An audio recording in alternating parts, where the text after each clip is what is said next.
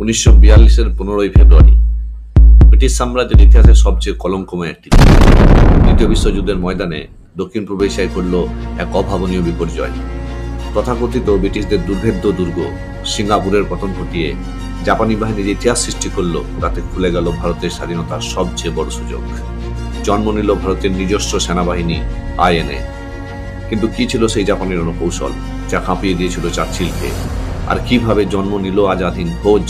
আজকের ভিডিওতে আমরা উন্মোচন করব ইতিহাসের সেই রোমাঞ্চকর। চলুন ম্যাপে একটু সিঙ্গাপুরের অবস্থান দেখা যাক। এটি মালয়েশিয়ার একদম দক্ষিণ প্রান্তে অবস্থিত একটি ছোট্ট দ্বীপ। মূল ভূখণ্ড আর দ্বীপের মাঝে রয়েছে একটি সরু জলভাগ, যার নাম হচ্ছে জোহর প্রণালী। ব্রিটিশরা ভেবেছিল এই জলভাগ আর মালয়ের দুর্ভেদ্য জঙ্গল তাদের রক্ষা করবে।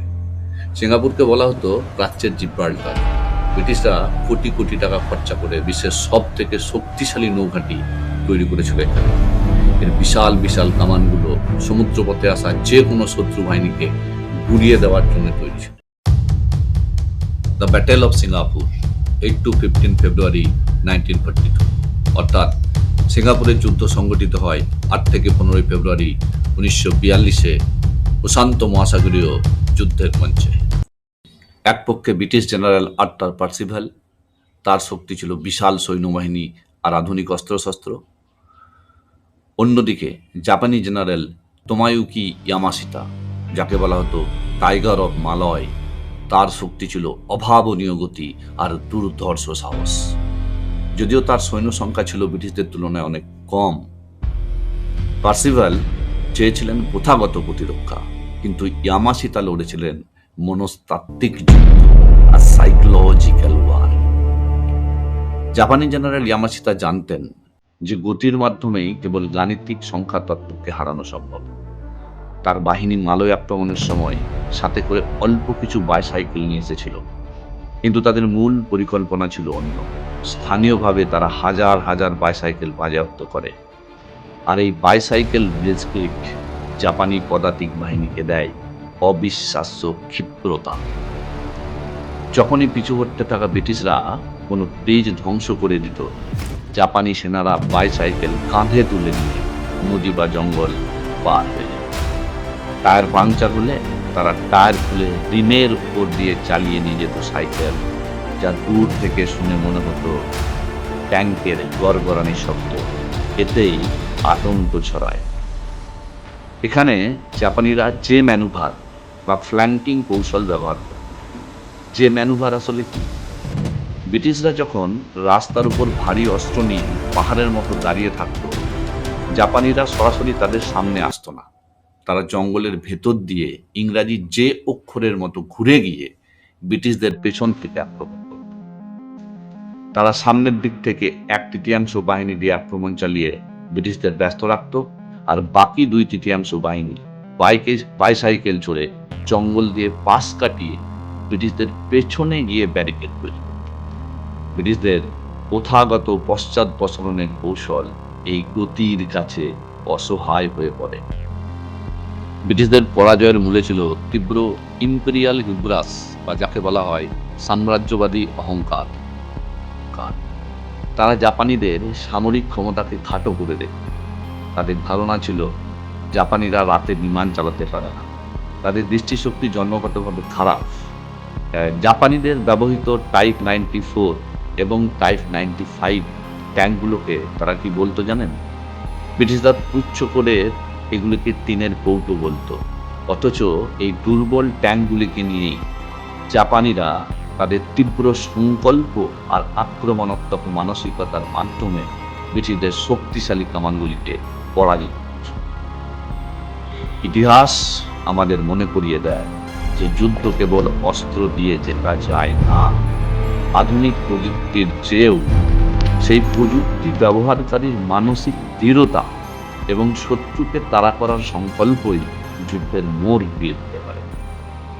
এখন আমরা দেখব পরাজয় থেকে বিপ্লব, আজাদ হিন্দ ফৌজের জন্মকথা। ব্রিটিশদের এই চরম আত্মসমর্পণের পর প্রায় 45,000 ভারতীয় সৈন্যকে সিঙ্গাপুরের ফারের পার্কে একত্রিত করা হয়। সেই অনিশ্চিত মুহূর্তে মঞ্চে আবির্ভূত হন দুইজন মানুষ, একজন ক্যাপ্টেন মনমোহন সিং এবং দ্বিতীয়জন জাপানি সামরিক গোয়েন্দা বিভাগের মেজর ফুজিওয়ারা। জাপানিদের হেফাজতে থাকলেও মেজর ফুজিওয়ারা ব্রিটিশ বিরোধী লড়াইয়ে ভারতীয়দের সহায়তা করতে আগ্রহী ছিলেন এবং তিনি ক্যাপ্টেন মোহন সিংকে এই বিশাল সৈন্যবাহিনীকে উদ্বুদ্ধ করার একটি স্বাধীন মঞ্চ প্রদান করেন। এই পরিস্থিতিতে ফারের পার্কের সেই বিশাল জনসমুদ্রকে আমরা দুটি সম্পূর্ণ ভিন্ন প্রেক্ষাপট থেকে দেখতে পারি। যেমন নাম্বার 1, যুদ্ধবন্দী বা প্রিজনার্স অফ ওয়ার। ব্রিটিশ রাজের চোখে এরা ছিল কেবল পরাজিত এবং জাপানিদের হাতে নথি স্বীকার করা একদল নাম পরিচয়হীন যুদ্ধবন্দী। নাম্বার 2, বিপ্লবের বীজ। ইতিহাসের দর্পণে এই বন্দিত্বই ছিল পরাধীনতার শৃঙ্খল ভাঙার এক সুবর্ণ সুযোগ এবং সশস্ত্র বিপ্লবের অঙ্কুরোদ্গম, যাকে বলা হয় সিড অফ রেভলিউশন। সৈন্যদের সামনে দাঁড়িয়ে ক্যাপ্টেন মোহন সিং এক আহ্বান জানান, ব্রিটিশ রাজের প্রতি আনুগত্যের শপথ নাকি জন্মভূমির প্রতি ভালোবাসা, কোনটি বড়? দোটানায় থাকা সেনাদের হৃদয়ে তীরের মতো বিঁধেছিল তার সেই আহ্বান। মোহন সিং এর আহ্বানে সাড়া দিয়ে ৪৫,০০০ সৈন্যের মধ্যে প্রায় ৩০,০০০ সৈন্য একযোগে এগিয়ে আসেন। সেই মুহূর্তে ফারের পার্ক এক অদ্ভুত দৃশ্যের সাক্ষী হয়েছিল। সৈন্যরা তাদের ইউনিফর্ম থেকে ব্রিটিশ রাজের আভিজাত্য ও আনুগত্যের প্রতীক সেই ধাতব ব্যাজ ও তকমাগুলি ছিঁড়ে ফেলেছিলেন। কাপড়ের সেই ছিঁড়ে যাওয়ার শব্দ আসলে ছিল কয়েক দশকের দাসত্বের শৃঙ্খল ভেঙে ফেলার শব্দ। রাজার পরিবর্তে ভারত মাতার চরণে নিজেদের উৎসর্গ করার কঠিন শপথ গ্রহণ করেন এই সৈন্যরা। এই গণবিক্ষোভ এবং গণশপথের মধ্যে দিয়ে জন্ম নেয় ভারতের প্রথম আজাদ হিন্দ ফৌজ বা ইন্ডিয়ান ন্যাশনাল আর্মি। কিন্তু এই মহেন্দ্রক্ষণে আরেক নেপথ্য নায়ক, যার নাম না বললেই নয়, তিনি ছিলেন বিপ্লবী রাসবিহারী বসু। ১৯২০-র দশক থেকে জাপানে নির্বাসিত এই বিপ্লবী রাসবিহারী বসু ভারতীয় স্বাধীনতা সংগ্রামের এক অন্যতম প্রধান প্রবক্তা ছিলেন। ১৯৪২ সালের মার্চ মাসে টোকিওতে তিনি গঠন করেছিলেন ইন্ডিয়ান ইন্ডিপেন্ডেন্স লীগ। জাপানিদের উদ্দেশ্যের প্রতি সন্দিহান হয়ে এবং তাদের সাথে মতবিরোধের জোরে ১৯৪২ সালের ডিসেম্বরে ফৌজের তৎকালীন প্রধান ক্যাপ্টেন মোহন সিং গ্রেপ্তার হলেন। প্রথম আইনে প্রায় ভেঙে যাওয়ার উপক্রম হলো। আর ঠিক এই চরম সংকট মুহূর্তে ১৯৪২ সালের ডিসেম্বর থেকে ১৯৪৩ সালের ফেব্রুয়ারি মাসের মধ্যে রাসবিহারী বসু ইন্ডিয়ান ইন্ডিপেন্ডেন্স লীগ এবং আইএনের অস্তিত্বকে টিকিয়ে রাখার আপ্রাণ চেষ্টা করেন। বিপর্যস্ত ফৌজকে পুনর্গঠিত করার জন্য রাসবিহারী বসু জাপানি মেজর ফুজিওয়ারাকে জার্মানিতে অবস্থানরত সুভাষচন্দ্র বসুর সাথে যোগাযোগ করার পরামর্শ দেন। সুভাষচন্দ্র বোস জার্মানি থেকে সাবমেরিন করে সেই বিপজ্জনক পথ পাড়ি দিয়ে এশিয়ায় পৌঁছান এবং ১৯৪৩ সালের ২রা জুলাই তিনি সিঙ্গাপুরে আসেন। ১৯৪৩ সালের ৪ঠা জুলাই সিঙ্গাপুরের ক্যাথে থিয়ারের এক বিশাল সমাবেশে রাসবিহারী বসু আনুষ্ঠানিকভাবে ইন্ডিয়ান ইন্ডিপেন্ডেন্স লীগ এবং আজাদ হিন্দ ফৌজের নেতৃত্ব তুলে দেন সুভাষচন্দ্র বসুর হাতে। মূলত রাসবিহারী বসুর এই দূরদর্শিতা এবং নিঃস্বার্থ দায়িত্ব হস্তান্তরের মাধ্যমে আজাদ হিন্দ ফৌজ নতুন প্রাণ ফিরে পায় এবং ভারতের স্বাধীনতা সংগ্রামে এক চূড়ান্ত আঘাত হানার জন্য প্রস্তুত হয়। ১৯৪৩ সালের ২৫শে আগস্ট সুভাষচন্দ্র বসু আনুষ্ঠানিকভাবে আজাদ হিন্দ ফৌজের দায়িত্ব গ্রহণ করেন বা সুপ্রিম কমান্ডার হিসাবে সরাসরি সেনাবাহিনীর কমান্ড গ্রহণ করেন। তিনি প্রথম আইএনের প্রাক্তন সদস্যদের পাশাপাশি দক্ষিণ পূর্ব এশিয়ায় বসবাসরত ভারতীয় প্রবাসীদেরও স্বেচ্ছাসেবক হিসাবে সেনাবাহিনীতে নিযুক্ত করেন। তিনি নির্দেশ দিয়েছিলেন যে সেনাবাহিনীতে নিয়োগের ক্ষেত্রে কোনো প্রকার জোরজবরদস্তি করা যাবে না।